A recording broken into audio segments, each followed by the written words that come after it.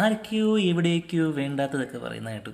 പക്ഷേ എനിക്ക് നല്ല സാറ്റിസ്ഫാക്ഷൻ കിട്ടി പടം കണ്ടപ്പോൾ. ഈ ചില ടൈപ്പ് പടങ്ങളിൽ നമ്മൾ പ്രതീക്ഷിക്കുന്നതിനപ്പുറം അവർ സെറ്റ് ചെയ്ത് വെച്ചാലേ നമുക്ക് ആ ഒരു സാറ്റിസ്ഫാക്ഷൻ കിട്ടുള്ളൂ. പക്ഷേ ആട് പോലത്തെ പടങ്ങളിൽ നമ്മൾ പ്രതീക്ഷിക്കുന്നത് പോലെ തന്നെ സെറ്റ് ചെയ്ത് വെച്ചാലേ നമുക്ക് തൃപ്തി വരുള്ളൂ. അതാണ് എനിക്ക് മനസ്സിലായ കാര്യം. എങ്ങനെയാണ് നമ്മൾ ആട് 3 കാണാൻ ആഗ്രഹിക്കുന്നത് ആ രീതിയിൽ തന്നെയാണ് അവരത് പ്രസന്റ് ചെയ്ത് വെച്ചിരിക്കുന്നത്. എല്ലാവർക്കും നല്ല അടിപൊളി ഇൻട്രോ, കോമഡിക്ക് കോമഡി. ഇനി ഈ ഇൻട്രോയുടെ കാര്യത്തിൽ സണ്ണിവിൻ്റെ സാത്താൻ സേവിയർ ആയിരുന്നു എൻ്റെ ഫേവറേറ്റ്. അടിപൊളിയായിരുന്നു അത്. പിന്നെ കോമഡിയുടെ കാര്യം പറയുമ്പോൾ ആവശ്യത്തിന് നല്ല കോമഡി ഉണ്ട്. പക്ഷേ എല്ലാ കോമഡിയും എല്ലാവർക്കും വർക്കാവുന്നതൊന്നുമല്ല. എങ്കിലും അവനവൻ്റെ ടേസ്റ്റ് അനുസരിച്ച് ഈ പടം എൻജോയ് ചെയ്യാനുള്ള കോമഡിയൊക്കെ നമുക്ക് വർക്കാവും. പിന്നെ എനിക്ക് തോന്നിയ വേറൊരു കാര്യം, ഈ ആട് ഫ്രാഞ്ചൈസിയിലെ പടങ്ങൾക്ക് ഡിമാൻഡ് ഉണ്ടെന്ന് കരുതി നമ്മളെ പറ്റിച്ച് കാശുണ്ടാക്കാൻ ഒരു പടം എടുത്തതൊന്നും അല്ല അവർ. വേണമെന്ന് വെച്ച് തന്നെ കാശിറക്കി നല്ല കണ്ടന്റ് നല്ല രീതിക്ക് പ്രസന്റ് ചെയ്തിട്ടുണ്ട് അവർ. ഈ പടത്തിലെ സെറ്റൊക്കെ വന്നിട്ട് ഈ രാജാപ്പാട്ട് സെറ്റപ്പ് ആണെന്നൊക്കെ ആരൊക്കെയോ പറയുന്നത് കേട്ടു. എനിക്ക് തോന്നുന്നത് അവരൊക്കെ ഈ ഒരു മോളിവുഡിലെ കോമഡി പടത്തിന് ജെയിംസ് കാമറൂൺ ലെവൽ സെറ്റൊക്കെ പ്രതീക്ഷിക്കുന്നത് കൊണ്ടാണെന്നാണ്. സത്യത്തിൽ ആട് 3 പോലൊരു പടത്തിൽ ഏത് ക്വാളിറ്റിയിലുള്ള സെറ്റ് വേണോ ആ ക്വാളിറ്റി അനുസരിച്ച് കാശിറക്കി സെറ്റിട്ട് വെച്ചിട്ടുണ്ട് അവർ. പിന്നെ ജയസൂര്യയെ പോലെ കോമഡി ചെയ്യാൻ ഇത്രയും കാലിബറുള്ള ഒരു നടൻ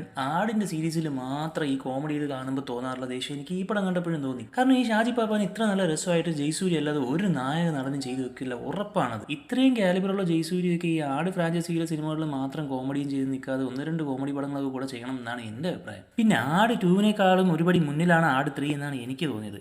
കാര്യം ഈ ടൈം ട്രാവൽ എന്ന കണ്ടന്റിനെ പറ്റി നിങ്ങൾക്ക് അറിയാലോ. ആ ഫാക്ടർ എല്ലാ കാലത്തും ഒരു ഇൻട്രസ്റ്റിംഗ് ഫാക്ടറാണ്. അപ്പോൾ വലിയ പുതുമയൊന്നും ഇല്ലെങ്കിൽ പോലും ആ ഫാക്ടർ ഉള്ളതുകൊണ്ട് തന്നെ ഈ പടം ആട് 1-നെയും 2-നെ അപേക്ഷിച്ച് മുകളിൽ നിൽക്കുന്ന ഒന്നാണെന്നാണ് എനിക്ക് തോന്നിയത്. എന്തായാലും നിങ്ങൾ ധൈര്യമായിട്ട് പോയി തന്നെ പടം കണ്ടോ, നല്ല സിനിമയാണ്.